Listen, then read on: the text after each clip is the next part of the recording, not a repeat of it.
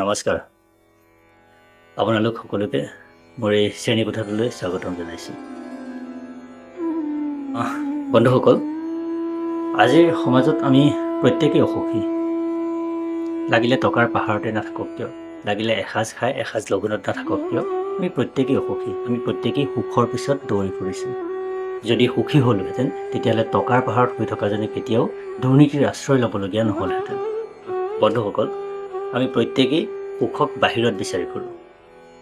ভাল চাকৰি, টকা পইচা, সা সম্পত্তি, বন্ধু বান্ধৱ, এইবোৰৰ মাজত আমি সুখক বিচাৰি ফুৰোঁ। আমি কেতিয়াও শেষ নোহোৱা এটা সপোনৰ পিছে পিছে দৌৰি ফুৰিছোঁ এইটো কাৰণেই যে ইয়াৰ আগৰ পথটোত হয়তো আমি সুখক বিচাৰি পাম, হয়তো আগৰ কেঁকুৰিটোৰ পাৰ হ'লেই আমি সুখক বিচাৰি পাম। কিন্তু আটাইতকৈ দুখৰ কথাটো হ'ল, আমি যিমানেই সুখ আৰু শান্তিৰ পিছে পিছে দৌৰি ফুৰিছোঁ, সিমানেই সুখ আৰু শান্তি আমাৰ মাজৰ পৰা আঁতৰি আঁতৰি গৈ আছে। বন্ধুসকল, আজিৰ পৰা হাজাৰ হাজাৰ বছৰ আগতে আমাৰ মহৰ্ষিসকলে জীৱনৰ এনে এখন মেপ তৈয়াৰ কৰিছিল, যিখন মেপ বিজ্ঞানৰ ওপৰত প্ৰতিষ্ঠিত। যিখন মেপে আজিৰ এই ব্যস্ততাপূৰ্ণ জীৱনটোতো আমাক সুখ শান্তি আৰু সফলতা দিব পাৰে। বন্ধুসকল, অতীজৰ মহৰ্ষিসকলে তৈয়াৰ কৰা এই মেপখনত অন্যতম হিচাপে চিহ্নিত হৈ আছে আমাৰ উপনিষদ। গতিকে আজিৰ এই খণ্ডটো আমি প্ৰথমতে আমাৰ উপনিষদক জানিবলৈ চেষ্টা কৰোঁ। আজিৰ এই ব্যস্ততাপূৰ্ণ জীৱনটোত মোৰ দৰে বহুজনে হয়তো নিজৰ জীৱনটোক ভাল কৰিবলৈ চেষ্টা কৰে, ভাল কৰিবলৈ কষ্ট কৰি আহিছে। ফলত উপনিষদক পঢ়িবৰ বাবে তেওঁলোকৰ সময়ৰ অভাৱ হয়। গতিকে আজি আমি প্ৰথমতে উপনিষদক চমুকৈ বুজিবলৈ চেষ্টা কৰিম, আৰু পাছত যদি আমি লাহে লাহে আগবাঢ়িম তেতিয়াহ'লে আমি এই উপনিষদৰ এটা এটা খণ্ড, এখন এখন উপনিষদক আমি বুজিবলৈ চেষ্টা কৰিম। আচলতে উপনিষদত কি লিখা আছে, আমি কি এনে তথ্য আছে যে আমি য'ত আমি সুখক বিচাৰি পাম, সুখৰ ফৰ্মুলা কি লিখা আছে, আমি তাক জানিবলৈ চেষ্টা কৰিম। আমি লাহে লাহে যেতিয়া আগবাঢ়িম, আমি আজি প্ৰথমতে উপনিষদৰ বিষয়ে বুজিবলৈ চেষ্টা কৰোঁ। বন্ধুসকল, এনেদৰে ভাৰতীয় সংস্কৃতিৰ লগত জড়িত জ্ঞানবৰ্ধক তথ্য এনেদৰে আমি আপোনালোকৰ ওচৰলৈ আনিবলৈ চেষ্টা কৰিম। গতিকে পলম নকৰি আমি মূল অধ্যায়টো আজি আৰম্ভ কৰোঁ।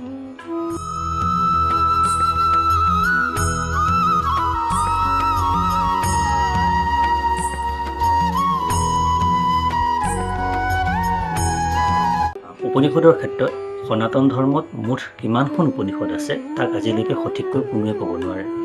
কোনো বিদ্বানৰ মতে আজি উপনিষদৰ সংখ্যা 200ৰ পৰা 250খন। মুঠতে সঠিককৈ কোনোৱে ক'বলৈ নোৱাৰে যে উপনিষদৰ সংখ্যা ইমানখন আছে।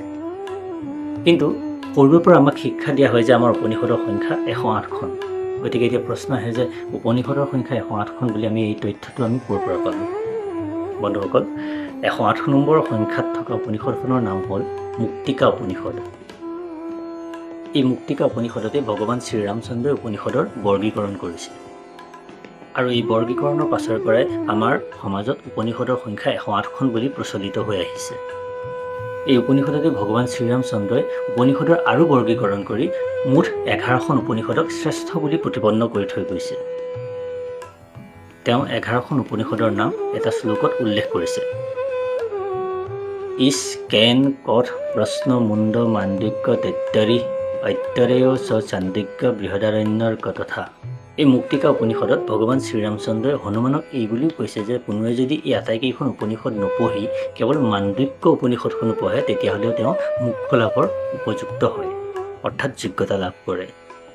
মোক্ষ মানে হ'ল সুখ লাভ কৰা, যি কেৱল ঈশ্বৰৰ ওচৰত আছে। বন্ধুসকল, এতিয়া আমি উপনিষদৰ ব্যাখ্যা কৰিবলৈ যাওঁ, অৰ্থাৎ উপনিষদ শব্দটোৰ অৰ্থ বুজিবলৈ যাওঁ।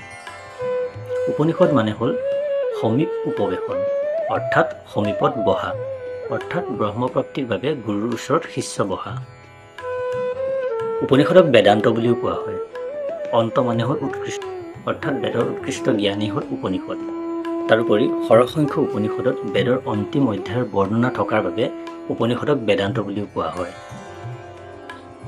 ভগৱান শ্ৰীকৃষ্ণইও গীতাৰ জ্ঞানত এই উপনিষদৰ সাৰ অংশকে কৈছিল, অৰ্থাৎ সেই 108খন উপনিষদে আপোনাক যি জ্ঞান দিব সেই একেখিনি জ্ঞান ভগৱত গীতাত থুপিত হৈ আছে।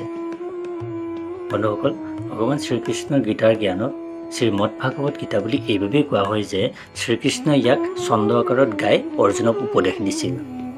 এতিয়া আমি শ্ৰীমদ ভাগৱত গীতাৰ নামটোৰ ব্যাখ্যা কৰিবলৈ যাওঁ। এই নামটোৰ অৰ্থক লৈ আমাৰ সমাজত বিভিন্ন ধৰণৰ বিভিন্ন কথা প্ৰচলিত হৈ আহিছে। আচলতে এই শব্দটোৰ অৰ্থ কি, শ্ৰীমদ ভাগৱত গীতা বুলি কিয় কোৱা হয়, আমি তাক আজি জানিবলৈ চেষ্টা কৰোঁ। শ্ৰীমদ ভাগৱত গীতা নামটোত তিনিটা শব্দ আছে, শ্ৰীমদ ভাগৱত আৰু গীতা। শ্ৰীমদ মানে হ'ল সুন্দৰ বা পবিত্ৰ, ভাগৱত মানে হ'ল ভগৱান, গীতা মানে হ'ল গীত, অৰ্থাৎ ভগৱানৰ সুন্দৰ গীত বা ভগৱানৰ পবিত্ৰ গীত।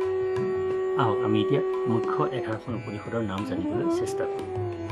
ঈশাৱাস্য উপনিষদ, কেন উপনিষদ, কঠ উপনিষদ, প্ৰশ্ন উপনিষদ, মুণ্ডক উপনিষদ, মাণ্ডুক্য উপনিষদ, তৈত্তিৰীয় উপনিষদ, ঐত্তৰেয় উপনিষদ, শ্বেতাশ্বত উপনিষদ, চাণ্ডীগ্য উপনিষদ আৰু বৃহদাৰণ্যক উপনিষদ। ইয়াৰ ভিতৰত বৃহদাৰণ্যক উপনিষদখন হ'ল আটাইতকৈ ডাঙৰ উপনিষদ। আশা কৰোঁ আজিৰ ভিডিঅ'টোৰ পৰা আপোনালোকক কিছু কথা শিকাবলৈ সক্ষম হ'লোঁ। যদি ভিডিঅ'টো ভাল পাইছে তেতিয়াহ'লে বন্ধুবৰ্গৰ লগত শ্বেয়াৰ কৰিব। ইয়াৰ পিছৰ ভিডিঅ'টো আকৌ লগ পাওঁ, তেতিয়ালৈকে জয় শ্ৰীকৃষ্ণ।